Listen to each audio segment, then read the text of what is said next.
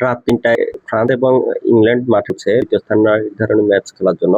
তো এটা আসলে একটু যদি ওলটপালট হয়ে যেত সেমিফাইনালের যে রেজাল্টটা, অর্থাৎ তাহলে রেজাল্ট যদি এর পক্ষে আসতো সেমিফাইনালে, তাহলে হয়তো এই ম্যাচটি আমরা ফাইনাল হিসেবে উপভোগ করতাম। তো এখন আসলে এই দুই দল ফাইনালে যেতে পারলো না কেন, সেটা নিয়ে যদি বলতে হয়, তাহলে বলতে হয় যে দুই দলের কোচদের টেকনিক্যাল এবং ট্যাকটিক্যাল সীমাবদ্ধতার কারণে আসলে এটা সম্ভব হয়নি।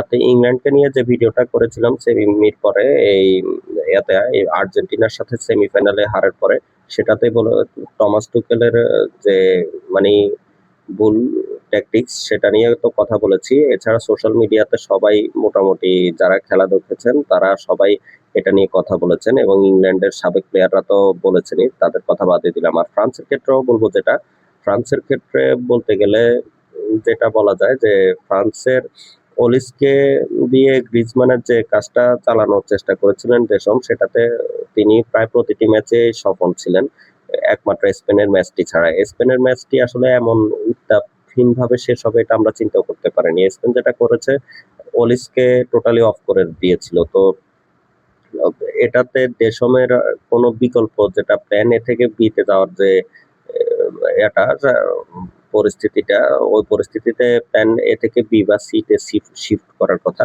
তার মধ্যে মনে হয়েছে যে তার কাছে আর কোনো প্ল্যানই ছিল না। তো যার ফলাফল হিসেবে ফ্রান্স বাদ পড়ে, এবং বলতে গেলে কোনো প্রতিদ্বন্দ্বিতাই করতে পারেনি স্পেনের সাথে, যেটার কারণে দুই দলই, ইংল্যান্ড এবং ফ্রান্স দুই দলই সেমি থেকে বাদ পড়লো। তো এটাতে আসলে যতটা না মানে স্পেন এবং আর্জেন্টিনার ক্রেডিট, যেটা তারা জিতেছে তাদের ক্রেডিট, সেটা নিয়ে কোনো কথা নেই, কিন্তু কোচদের যে জিনিসটা, এটা নিয়ে বেশি আমি কথা বলতে, এই দুই দলের কোচই ভুল ট্যাকটিক্স বেছে নিয়েছিলেন। এবং ভুল ট্যাকটিক্স বলতে দেশমের ক্ষেত্রে বলতে গেলে আলাদা করে বলতে হয় যে তিনি 22 বিশ্বকাপে যে কারণে ধরা খেয়েছিলেন, অর্থাৎ ফাইনালে 70 মিনিট পর্যন্ত তার দল বেশ কষ্ট করতে হয়েছে।